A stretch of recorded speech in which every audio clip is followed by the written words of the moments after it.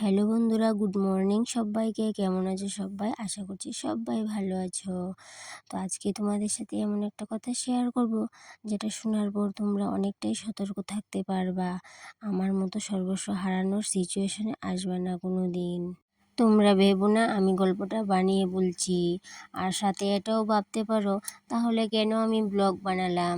তাই সবাইকে অনুরোধ করব, সম্পূর্ণ ভিডিওটা না দেখে কেউ মন্তব্য করবে না প্লিজ। গত 7ই সেপ্টেম্বর আমার সেভিংসে একটা ছোট্ট লোনের টাকা ঢুকে। যাই হোক, অ্যামাউন্টটা ছোট হলেও আমার কাছে বিশাল। পরদিন 8ই সেপ্টেম্বর সকাল 11টায় আমার হোয়াটসঅ্যাপে একটা ভিডিও ক্লিপ আসে। যথারীতি মোবাইলটা হাতে থাকার কারণে আমি সঙ্গে সঙ্গে ভিডিওটা ওপেন করে নেই। ভিডিওটাতে এমন বিশেষ কিছু ছিল না। একজন ভদ্রলোক শোয়ের লেস বানতে বানতে কী যেন বলছিল ইংলিশে। তো যাই হোক, সবটা ভিডিও না দেখেই আমি ব্যাক করে ফিরে আসলাম। তো আসার পর আমি লক্ষ্য করলাম যে ভিডিওটার যে পাঠিয়েছে ওই ডিপিটাতে একটা মহিলার ছবি ছিল। যথারীতি এমন অচেনা নাম্বারে কোনো কিছু হোয়াটসঅ্যাপে আসলে আমি কোনো সময় ওপেন করি না। সেদিন কেন যে ওপেন করলাম আমি নিজেও বুঝতে পারিনি। আর আমি ভিডিওটা থেকে বের হয়ে আসা মাত্রই ভিডিওটা ডিলিট করে দিল।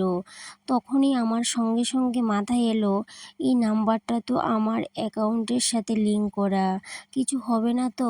আর এই কথাটা ভাবতে ভাবতে মনে হয় 1 মিনিটও সময় লাগেনি, ব্যাংক থেকে আমার 2-3 বার করে নোটিফিকেশন আসছে কী যেন। তো আমি চট করে গিয়ে দেখলাম নোটিফিকেশনের মধ্যে লেখা আছে একটা অ্যাড নাম্বার, আর একটার মধ্যে লেখা আছে স্প্যাম রিপোর্ট। তো দুটো অপশন আসছিল একটা নোটিফিকেশনের মধ্যে।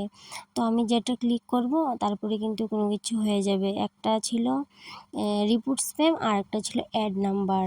তো এই দিন আবার আমার হাজব্যান্ড ঘরেই ছিল। তো আমি তৎক্ষণাৎ কিন্তু বলিনি নোটিফিকেশনের কথা, বা এরকম হোয়াটসঅ্যাপে ভিডিও এসেছে এরকম কিছুই বলিনি। তো যখন দেখলাম যে এইভাবে করে ব্যাংক থেকে আমার নোটিফিকেশন পাঠাচ্ছে, তখনই হাজব্যান্ডকে দেখালাম, দেখো এখানে হোয়াটসঅ্যাপে একটা এরকম ভিডিও আসছে, তারপরে কিন্তু এইভাবে ব্যাংক থেকে আমার নোটিফিকেশন আসছে। তো আমার এই কথা শুনে হাজব্যান্ড বলল, চিন্তা করো না, কিছু হবে না। তো কিছু হবে না বলল, ঠিক আছে, কিন্তু হাজব্যান্ডও কিন্তু অনেকটাই চিন্তা করছিল। তো এই দিন আবার ছিল রবিবার, ব্যাংকের সাথে ঠিকভাবে যোগাযোগও করা যাবে না, এটা ভেবে আরও চিন্তা হচ্ছিল কী যে করি, মানে মাথায় আসছিল না কি করব না করব। তো তখন আমার মাথায় হঠাৎ এলো যে আমার তো এটিএম আছে, এটিএম দিয়ে যদি কিছু টাকা তুলে নেই তাহলে কিন্তু বোঝা যাবে যে কোনো কিছু হয়েছে বা হয়েছে কি না। তো সেই কথা চিন্তা করে আমি হাজব্যান্ডকে বললাম, এটিএমটা নিয়ে যাও, গিয়ে দেখো কি হলো না হলো। তো ও গেল এটিএম নিয়ে। তো রাধারানীর কৃপায় কিছু করতে পারেনি ওরা, আমার টাকাটা কিন্তু সেভই ছিল। কারণ ওই যে নোটিফিকেশানটা এসেছিল, যদি আমি ওই নোটিফিকেশানটাতে ক্লিক করতাম অ্যাড নাম্বার, তাইলে মনে হয় কোনো কিছু একটা হয়ে যেত। তো মানে এমন চিন্তা করে অনেকটাই ভাবছিলাম যে আমার সাথে এরকম হবে কোনো দিন আমি কিন্তু ভাবতে পারিনি যে আমিও এরকম হ্যাকারের পাল্লায় পড়ে যাব। আর এই দিক দিয়ে দেখো, আগের দিন লোন ঢুকেছে মানে সেভিংসে।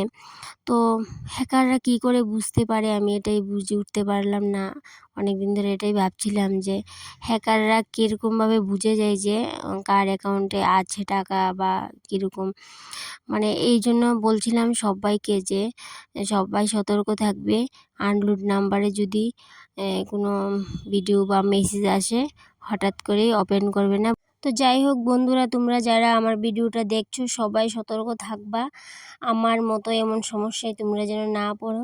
ছোটো অ্যামাউন্ট হলেও আমাদের মতো নিম্নবিত্ত ফ্যামিলিদের জন্য এটা কিন্তু একটা বিশাল অ্যামাউন্ট। তো ছোটো হোক বা বড় হোক, 10 টাকা হারালেও কিন্তু মানে অনেকটাই খারাপ লাগে, যে নিজের পরিশ্রমে যদি 10 টাকাও হারিয়ে যায় অনেকটাই কিন্তু কষ্ট হয়। তো সেই জন্য বলছি সবাই যেন সতর্ক থাকতে পারো। সেই জন্য কিন্তু আমি আমার ব্লগের মাধ্যমে তোমাদের সাথে আমার সাথে যা ঘটেছিল সেটা সম্পূর্ণটাই শেয়ার করলাম। আর সম্পূর্ণভাবে শেয়ার করতে মানে পুরোপুরি তোমাদের বুঝাতে পারলাম কি না আমিও নিজেও বুঝতে পারলাম না। তবু ভাবলাম যে যতটুকুই পারি যদি তোমরা একটু হেল্প হয়, তাহলে সেই কথা ভেবে কিন্তু আমি তোমাদের সাথে এই ব্লগের মাধ্যমে এটা সম্পূর্ণটাই শেয়ার করলাম। আর এই দিক দিয়ে দেখো, তোমাদের সাথে গল্প করতে করতে ঘরের অনেক কাজকর্মই করে ফেললাম। আর যেহেতু আমার টাকাটা সেভ রয়েছে, তাই জন্য ব্লগ বানিয়ে তোমাদের সাথে আমি শেয়ার করলাম এই কথাটা। নাইলে কিন্তু আমার এই সিচুয়েশন একদমই থাকতো না তোমাদের সাথে এই কথাটা শেয়ার করার জন্য। আর এদিকে দেখো সব কাজকর্ম সেরে আজকে ছেলে বলল যে তালের পিঠা খাবে, তো সেই জন্য তালের পিঠার জন্য এই যে আবার আয়োজন চলছে। তো এটি রেডি করে আমি 5 থেকে 10 মিনিটের জন্য রেস্টে রেখে দিয়েছিলাম, তারপরে কিন্তু তালের বড়াটা বানিয়ে নেব। আর তোমাদের কাছে যদি আমার ব্লগ ভিডিও বলো আর ক্লিনিং ভিডিও বলো তোমাদের ভালো লেগে থাকে, তো অবশ্যই পাশে থাকার অনুরোধ রইল। আর এইদিকে দেখো তালের বড়াগুলো কিন্তু খুব সুন্দর হয়েছে। তো সম্পূর্ণ সুজি ময়দা দিয়ে করেছি, খুব সুন্দর হয়েছে দেখতে, খেতেও কিন্তু অনেকটাই টেস্ট হয়েছে।